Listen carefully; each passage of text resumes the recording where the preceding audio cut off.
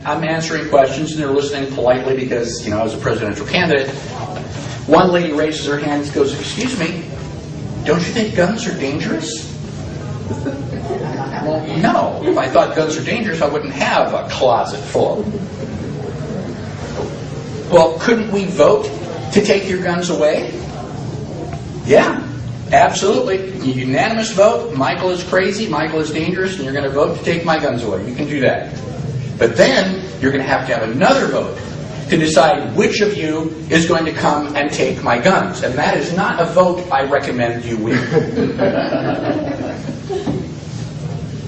If you think the only determination of the Second Amendment is the opinion of the Supreme Court, then I invite you to be the person standing out in front of my door the day the government comes to take my guns.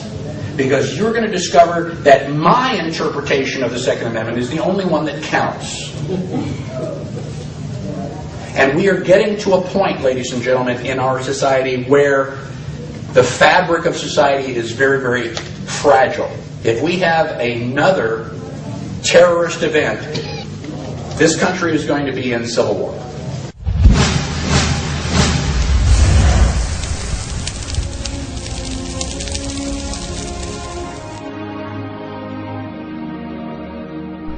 Unlike what Americans have been told, terrorism is not an enemy but a tactic. It is very hard nowadays to tell the difference between those that mean us harm and those that are supposed to protect us. Don't the ones that mean us harm want to extinguish our freedoms?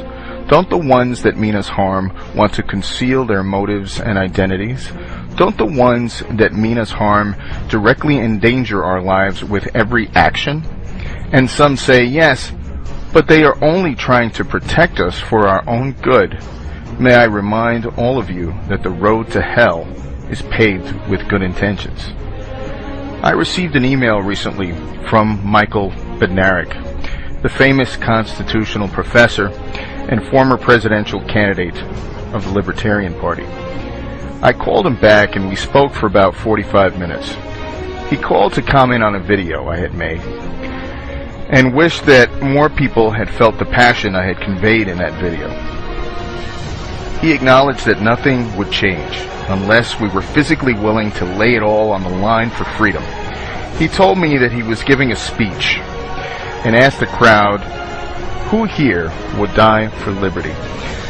A good portion of the crowd raised their hand and asked, why would you die for liberty? In your death, you will have lost life, liberty, and happiness and gained nothing. He said the key question should be, would you kill for liberty? He said you could hear the collective sound of rectal sphincters contract at the mere thought of taking such uncivilized action. However, in his account, he spoke the truth, and I thanked him for his words of encouragement, and I needed to tell him how important his legacy of information, now on YouTube for all to see and learn, was for all in the Patriot movement. Most people prefer to believe that their leaders are just and fair, even in the face of evidence to the contrary, because once a citizen acknowledges that the government under which he lives is lying and corrupt, the citizen has to choose what he or she will do about it.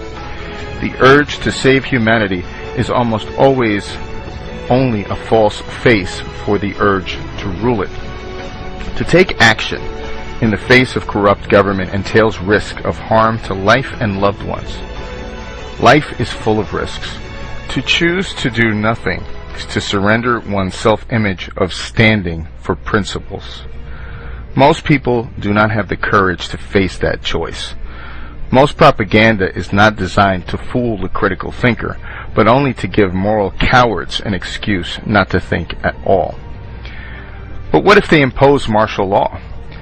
Before a standing army can rule, the people must be disarmed, as they are in almost every kingdom of Europe.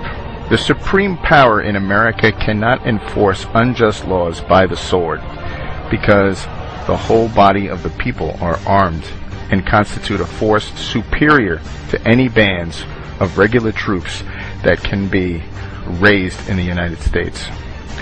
Do not put faith in any politicians, as politicians make promises they never intend to keep.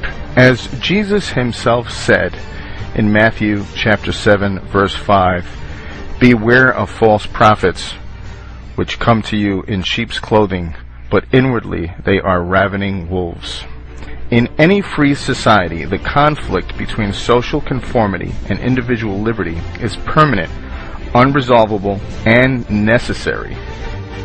There is no way to rule innocent men. The only power government has is the power to crack down on criminals. Well, when there aren't enough criminals, one makes them. One declares so many things to be a crime that it becomes impossible for men to live without breaking laws. If we could just pass a few more laws, we could all be criminals. Good intentions will always be pleaded for every assumption of authority. It is hardly too strong to say that the Constitution and the Bill of Rights was made to guard the people against the dangers of good intentions. There are men in all ages who mean to govern well, but they mean to govern. They promise to be good masters, but they mean to be masters. As America descends into governmental tyranny, I have noticed a recurring theme. It seems that when the pressures of society become intolerable, society always finds someone to blame. Government especially will always deflect guilt, usually by finding the weakest or most disenfranchised and politically neutered in our society, like welfare moms, illegal aliens, or a targeted minority to hoist the burden of guilt upon. They may pick on those just getting by in life, like teachers or blue-collar workers, and demonize them for causing society's ills. Even if these scapegoats were, by some measure, taking advantage of the system, it is because the government allows it to be so. Many times the same government will pit one citizen against the other on topics so personal that no government should weigh in on. Conspiracy theories of groups allegedly conspiring to overthrow our way of life, like the globalists, the NWO, the Masons, the Zionists, and the like, abound in all times of economic strife in history. Even if any of these were true, and I'm sure there would be many to cite a myriad of historical facts to prove their position, identifying a burglar does not make your house more secure from others who would quickly take their place in a vacuum of their absence. Why do I say this? Imagine a bully comes to take advantage of you. Does it matter who the bully is? The only thing that matters is what you do in the face of the bullying, regardless of who the bully is. How does this translate into our modern American experience? First, I would encourage you to memorize the Bill of Rights. Secondly, don't let anyone interpret that right for you. The only interpretation that counts is yours. Thirdly, respect the rights of others, agree or disagree, until such time as their rights infringe upon yours. And lastly, be prepared to defend your rights with as much force as necessary to preserve your rights. In these times of state-sponsored terrorism, your government may be at odds with your rights.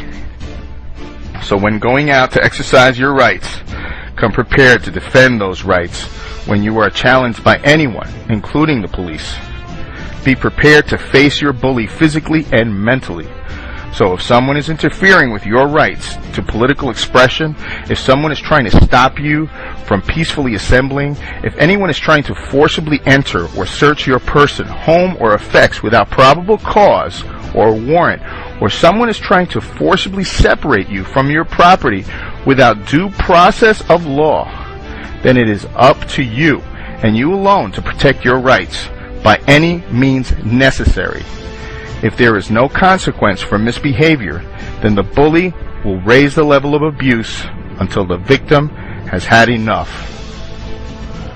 There are no hopeless situations. There are only men who have grown hopeless about them. The tree of liberty must be refreshed from time to time with the blood of patriots and tyrants. My friends, no one said freedom was free. I want you to remember that no bastard ever won a war by dying for his country. You won it by making the other poor dumb bastard die for his country.